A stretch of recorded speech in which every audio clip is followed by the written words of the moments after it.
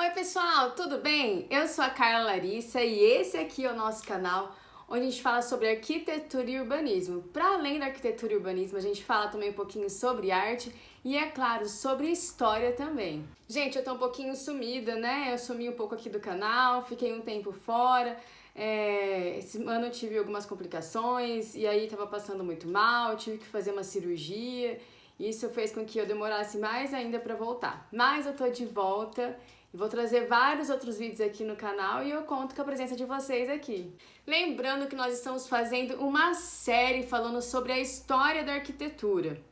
Bom, a gente começou lá desde a primeira cidade, a primeira civilização, que é Jericó. Fomos indo caminhando, passamos pelo Império Persa, Babilônio, passamos pelo Egito, pela Grécia, pela África.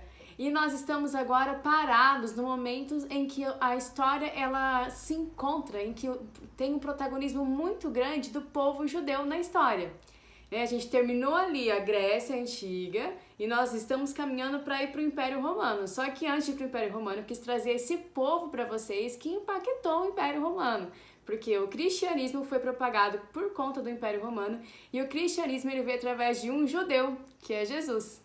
Então, por isso eu quis trazer para vocês a história desse povo que é milenar. Então, nós começamos desde o momento em que eles são conhecidos, chamados como hebreus. Falei para vocês do primeiro hebreu que tinha Abraão. Nós fomos caminhando até o momento que eles são chamados de israelitas. E agora nós estamos parados no momento que eles são conhecidos como judeus. No último vídeo, então, eu contei para vocês uma provável edificação que esse povo desenvolveu enquanto eles estavam cativos lá na Babilônia. Por que eu digo provável? Porque é certeza? Não, não é certeza que eles tenham erguido essa edificação lá, mas é de senso comum que muito provavelmente essa edificação, que é a sinagoga, ela tenha sido edificada pela primeira vez lá na Babilônia. E aí eu mostrei para vocês como deveria ter sido a sinagoga daquela época e mostrei também para vocês algumas sinagogas atuais que existem no mundo hoje. Tudo isso eu falei no vídeo anterior, então eu já quero deixar aqui o convite, se você não assistiu os vídeos anteriores, seja da história dos judeus ou sobre essa série de arquitetura mesmo que a gente está fazendo, eu te convido a estar indo lá aqui no meu canal, aqui na minha fotinho, só clicar, você vai pro meu canal, tem uma playlist chamada História da Arquitetura e ali eu tenho contando todas as histórias, passando até esse momento de chegar até aqui os judeus. A gente está passando ali por vários povos, contando a história deles, mostrando a arquitetura deles também. Por que eu digo história? Porque a história, o ambiente que essas pessoas estão inseridas, né, o contexto histórico que elas estão vivendo, vai influenciar muito no tipo de arquitetura que essa civilização ela vai estar desenvolvendo. Então tudo isso é muito importante para a gente compreender a arquitetura desse povo. Então, voltando sobre os judeus, nós estamos parados aí, né, falando sobre os judeus lá na antiguidade, antes de Cristo ainda, estamos falando dos judeus lá atrás. E eu tô voltando num momento bem triste, né, gente? Tá acontecendo essa guerra aí, é muito complicado tudo isso que tá acontecendo, né? E é chamado de guerra de narrativas, porque tem-se um lado contando uma história, tem-se um lado contando outra história, mas o que é certo é que o grupo terrorista, né, eu digo que é grupo terrorista mesmo, embora, né, há aí, né, algumas falas de que a ONU não reconhece ele como um grupo terrorista, mas eu sempre digo que nós somos aquilo que nós praticamos, não aquilo que nós dizemos ser. Né? A gente pode falar, eu posso dizer que eu sou muita coisa, mas e aí, eu faço tudo aquilo que eu sou? E aquilo que eu faço que determina quem eu sou. Né? E o que eles fizeram, a ação que eles fizeram, foi muito cruel e covarde, né? Eu estava assistindo o pronunciamento de uma pessoa lá, de um diplomata de Israel na ONU, e ele mostrou uma parte de um vídeo em que uma pessoa, né, um judeu, ele é decapitado a machadada, assim. Ai, gente, muito horrível, né, o que esse grupo terrorista fez. E muito horrível o que eles fizeram com os judeus e o que estão fazendo com o seu próprio povo, que estão fazendo o seu próprio povo de escudo humano. Né? E aí a gente tem, então, muitas mortes de vários civis inocentes também na Palestina. Tivemos milhares de mortes de judeus e temos também milhares de mortes de civis inocentes na Palestina, né? E isso só tende a aumentar, e isso é muito triste o que está acontecendo. Mas até mesmo para a gente compreender, né? Ah, é certo, esse povo tá lá onde ele tá, né? Para que vocês entendam melhor a história deles, é importante, né? Você conhecer desde lá de trás o que aconteceu, o que levou eles a estarem ali, né? Quem foi o primeiro a chegar ali. e para você ter um conhecimento maior, né, na hora de você falar alguma coisa referente a esse povo. Então, por isso eu faço de novo o convite, se você não assistiu aos vídeos anteriores, assista que eu tô contando a história desse povo desde o comecinho, tá bom? Nesse vídeo específico eu quero contar para vocês a história da edificação do segundo templo judeu, que é chamado de Templo de Zorobabel. Então vamos recapitular um pouquinho, né? A tribo do sul, lembra, a tribo do norte tinha sido exterminada, a tribo do sul, ela tá ali na Judéia, e aí ela comete algumas coisas, alguns pecados contra Deus, e Deus fala que, olha, eu vou permitir que vocês sejam levados cativos na Babilônia. E eles são levados, né, Nabucodonosor e a Babilônia, ali seu exército, invadem Jerusalém, destroem a cidade, destroem o templo, aquele templo maravilhoso que era motivo de orgulho para os judeus, destrói aquele templo, saqueia o templo, pega todas as coisas boas, bonitas que tinham no templo, pega tudo e leva com eles para a Babilônia, leva tudo para a Babilônia, inclusive o povo, né? É claro que algum ou outro ainda vai continuar lá no território, né, de Israel, mas a maior parte do povo, então, é levado cativo para a Babilônia.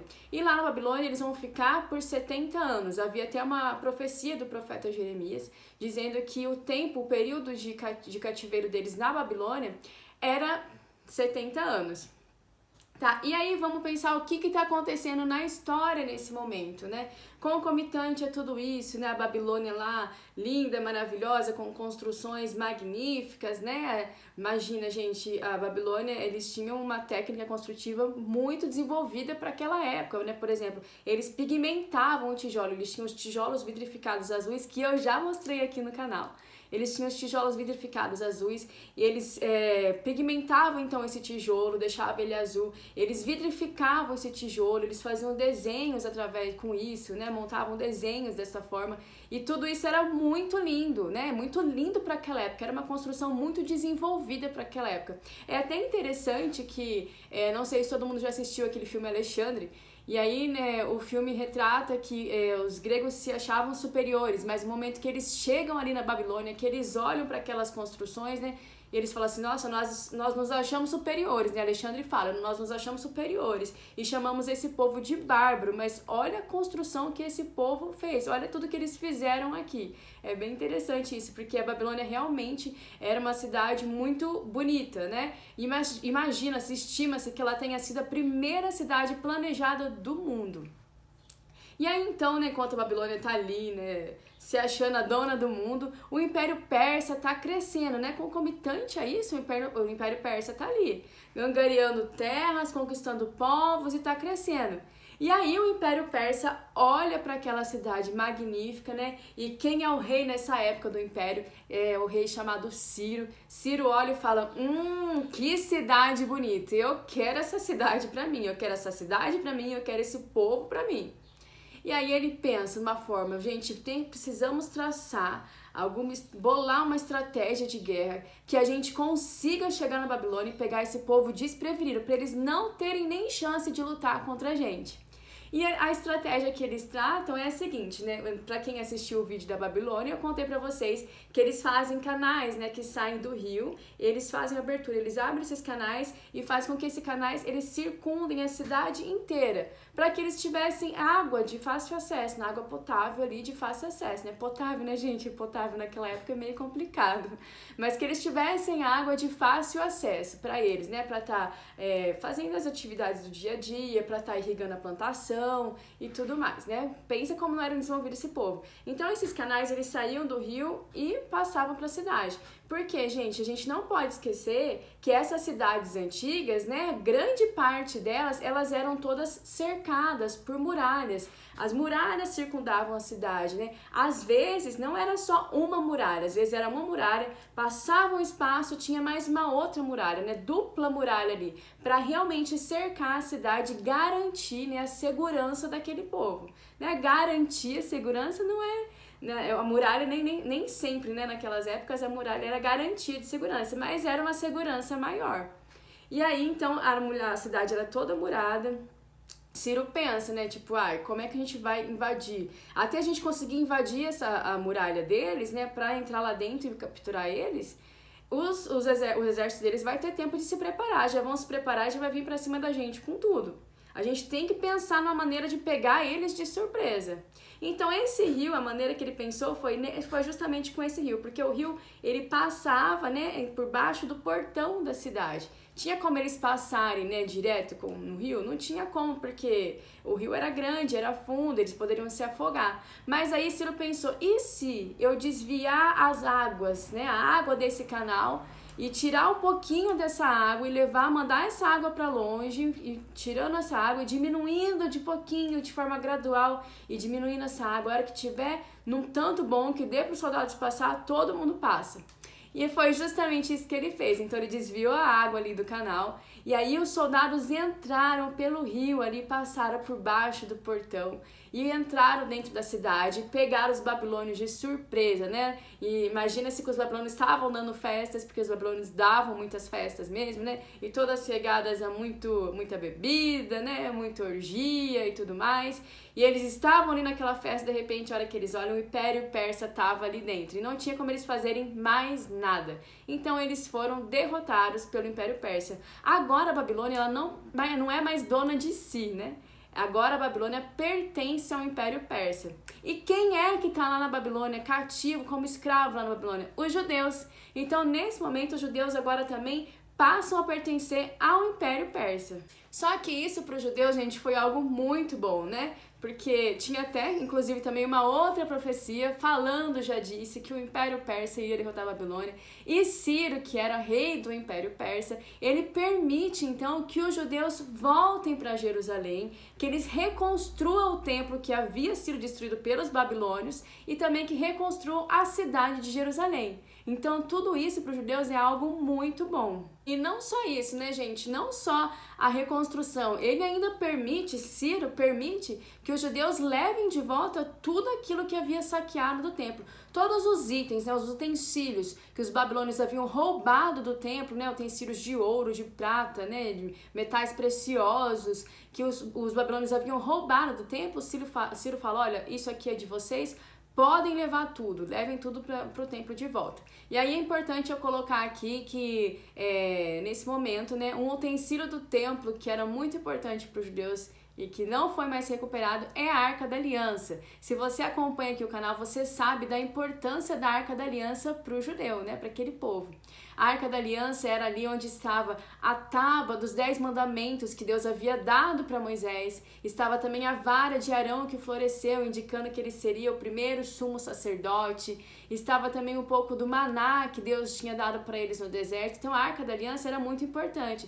Para vocês terem ideia da importância da Arca da Aliança, né? Para quem acompanhou aqui o canal sabe que o templo ele era dividido, né, em 2 lugares principais ali. E no santo lugar, né, no santíssimo lugar, no Santo dos Santos, é onde ficava a Arca da Aliança. E ali ninguém podia entrar. A única pessoa que podia entrar naquele lugar onde estava a Arca da Aliança era o sumo sacerdote. E ele podia fazer isso só uma vez por ano e também era só no dia da expiação. E outra coisa importante é que o sacerdote ele não podia estar, todo errado, não. Ele tinha que estar com a vida toda certinha, tinha que estar ali em comunhão com Deus. Porque se por acaso ele entrasse naquele lugar que era santo e ele estivesse, né, com a vida errada, com a vida em pecado, ele era fulminado na hora, ele morria na hora. Então aquele lugar era muito importante. E a Arca da Aliança tinha uma importância muito grande para os judeus. Só que quando os babilônios chegam lá em Jerusalém, né, e eles destroem a cidade, saqueiam o templo, a Arca da Aliança também, nesse contexto todo, a Arca da Aliança também é levada e ela é perdida, né? Não se sabe até hoje onde está a Arca da Aliança. Há, claro, muitas conjecturas, né? Muitas pessoas falando, eu acho que ela tá lá no Domo da Rocha, lá embaixo, lá no Domo da Rocha, a Arca da Aliança deve estar lá, guardadinha. Mas certeza mesmo de onde ela está, ninguém sabe, né? Onde é que foi para a Arca da Aliança. Então, quando eles levam tudo de volta pro templo, a única coisa que eles não conseguem levar é a Arca da Aliança por conta disso. Pessoal, tá passando um carro de som aqui, então se vocês ouvirem um barulhinho aí no fundo é o carro. Eu não vou parar porque senão eu já até parei, fiquei parado um pouquinho aqui e ele não saiu daqui ainda, então eu vou continuar, tá? Eu espero que não atrapalhe o vídeo. Gente, só para falar que não foi nada fácil, né? Ciro deixou o povo voltar lá e foi tudo fácil, lindas, mil maravilhas. Não foi. Porque aí Ciro morreu.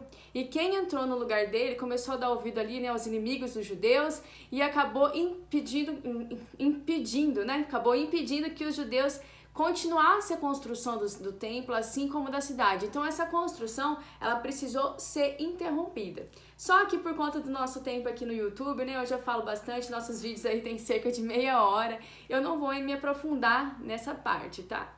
Mas para vocês saberem, não foi assim tão fácil, teve que ser interrompida a construção do templo.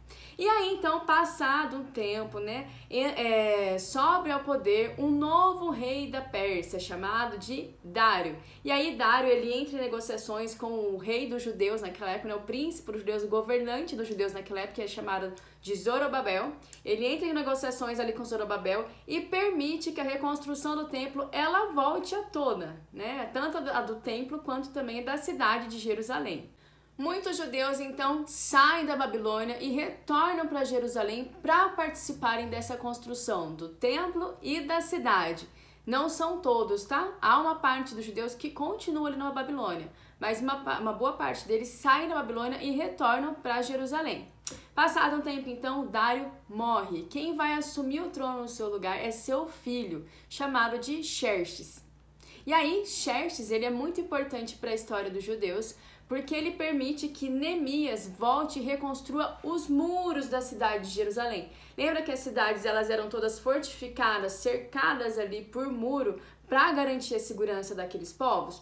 Então, Jerusalém também era, e na época, né, do massacre babilônio aos judeus, esses muros eles foram destruídos, e Xerxes permite que Neemias volte para reconstruir os muros. Só que eu não vou falar disso agora, eu vou deixar para contar para vocês essa história da reconstrução do muro no próximo vídeo. Então não perca o próximo vídeo que vai estar bem legal.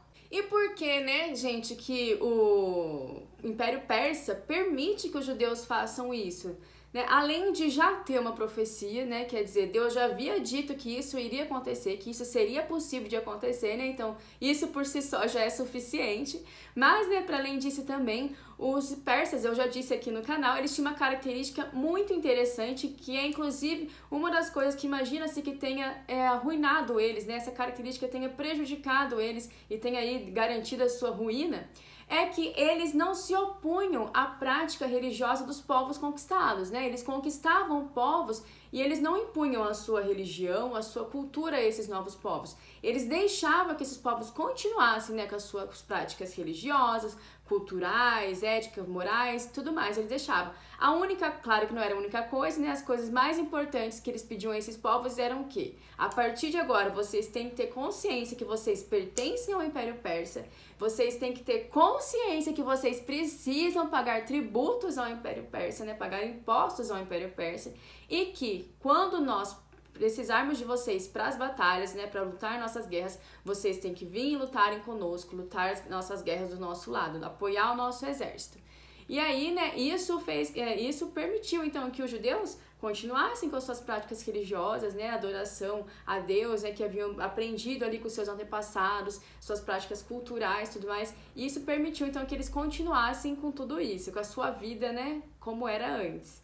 O primeiro templo que foi construído ali em Jerusalém, que eu já disse aqui também no canal, vocês já sabem, imagino, é o Templo de Salomão. E o templo recebe esse nome de Templo de Salomão porque quem construiu ele foi quem? Isso aí, o rei Salomão. Nada mais, nada menos que o rei Salomão. Então, o templo ele recebe o nome do rei, né, do príncipe daquela época, do governante daquela época, que era Salomão. Esse segundo templo, ele é construído no reinado de Zorobabel. Então, Zorobabel, ele começou desde o primeiro momento em que o templo ele começou a ser construído até a sua finalização. Quem reinava em Jerusalém, quem era o governante de Jerusalém, era Zorobabel. Então, por isso, esse segundo templo vai receber o nome de Zorobabel. E aí, gente, a construção começou. A primeira parte do templo que foi erguida, que foi construída, foi a parte do altar, para que eles pudessem voltar a oferecer sacrifícios a Deus, né, pela expiação dos seus pecados. E essa foi a primeira parte do templo a ser reconstruída. E aí o templo terminou, né? Deu tudo certo, depois de muitas lutas, muitas dificuldades, deu certo, o templo tá em pé. E aí o povo então vem para conhecer esse templo. Nossa, vamos lá, gente, todo mundo muito feliz. É importante que vocês tenham em mente que todos os judeus estavam muito felizes com a reconstrução desse templo. Eles estavam muito felizes porque agora eles tinham um templo, eles poderiam voltar a oferecer sacrifícios, adoração a Deus no templo, assim como seus antepassados faziam. Mas aí vai ter dois grupos diferentes de judeus. Vai ter aquele grupo que quando eles foram levados, né, quando os judeus foram levados cativos à Babilônia, eles estavam lá em Jerusalém e eles conheceram o templo, né? Eles foram até o templo, né, viram o templo de perto, conheceram fisicamente o templo, e aí eles tinham na mente deles, na ideia deles, aquele templo maravilhoso que foi erguido por Salomão, né? Vamos lembrar que os materiais utilizados para a construção do templo de Salomão foram materiais de primeira. Ele era um templo grandioso, né? Não era grandioso, grande em espaço, né? Em tamanho, ele não era tão grande, mas ele era grandioso, né? Na sua finalidade, claro, e nos materiais que foram utilizados para a construção desse templo. Salomão usou tudo de primeira, madeiras nobres vindas do Líbano, marfim, ouro. O templo ele era revestido na sua parte exterior de ouro, da cabeça aos pés, né? Do teto ao chão, ele era todo revestido de ouro. Ele era lindo, esse ouro ele era trabalhado, tinha desenhos nele. Então o templo ele era magnífico, ele era muito lindo. E os judeus que na época, né, que foram levados cativos à Babilônia, eram provavelmente crianças, né, ou ali no começo da adolescência, eles conheceram esse templo e eles tinham a imagem desse templo na sua cabeça. E aí quando eles voltam, né, e veem o templo reconstruído, já o templo pronto, aquela obra pronta, eles olham para o templo e eles falam: é sério? É sério que é esse o templo que vocês construíram? Porque o templo de Zorobabel, ele era completamente desprovido de ornamentação. Né? Vamos pensar em que contexto que o povo está vivendo ali naquele momento. Eles estão voltando de um cativeiro, de onde eles eram escravos, né? Eles não tinham recursos financeiros, materiais, para estarem conseguindo fazer uma obra grandiosa e uma construção maravilhosa como havia sido de Salomão, né? Salomão, o seu pai, Davi, já havia preparado algumas coisas para o templo, né? Fundos financeiros e materiais, Davi já havia preparado. Salomão, na época, Jerusalém, né? O Judá era muito rica, né? O império, na verdade, né? Porque, na verdade, nesse momento, eles estavam todas as tribos, né? Israel estava todo unificado, ainda não havia sido dividido. Então, eles eram muito ricos, né? Israel tinha dinheiro, né? Tinha poderes. Salomão fez muitos acordos políticos, né? Salomão ele era politiqueiro mesmo. Ele fez muitos acordos políticos e ele ganhou muita coisa para a construção do templo. Era outro contexto, era outra história. Agora, aqui nesse momento, os judeus eles estão começando do zero, né? Tá começando a sua vida do zero, tá começando tudo do zero. Eles eram escravos, estão voltando para sua terra, começando tudo do zero. Então, eles não tinham, né, a mesma glória e riqueza que Salomão, na época de Salomão, que Israel tinha na época de Salomão. Eles não dispunham desses mesmos recursos que Israel dispunha naquela época. Então, o templo que foi erguido foi um templo muito mais simples, né, e apenas para a finalidade para que eles voltassem a oferecer seus cultos e sacrifícios a Deus naquele lugar, assim como seus antepassados haviam feito. Tá? E aí, então, quando os judeus, né, eles voltam, esses judeus mais antigos, o que eles tinham ancorado na sua mente, né? O que tinha lá gravado na sua mente? Aquele templo maravilhoso de Salomão. Só que eles olham para esse templo e ficam completamente tristes, porque eles falam: nossa, a gente imaginou que ia ser lindo igual aquele, talvez mais bonito que aquele, né? Não sei, vou imaginar que talvez eles pensavam até que fosse, vai ser mais bonito que aquele, pelo menos igual. E eles tinham aquela imagem na cabeça. E quando eles veem esse novo templo desprovido de ornamentação, né, de beleza, estética, eles ficam muito chateados e muito tristes.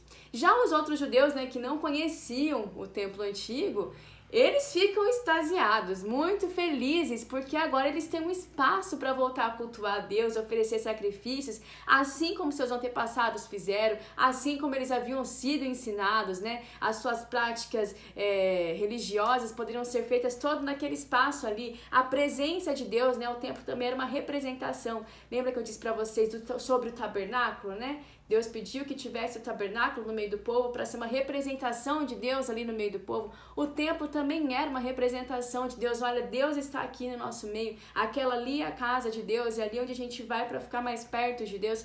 E aí aquilo tudo era muito importante para esse povo. Então os mais novos, né, que não haviam conhecido o templo antigo, estavam muito felizes.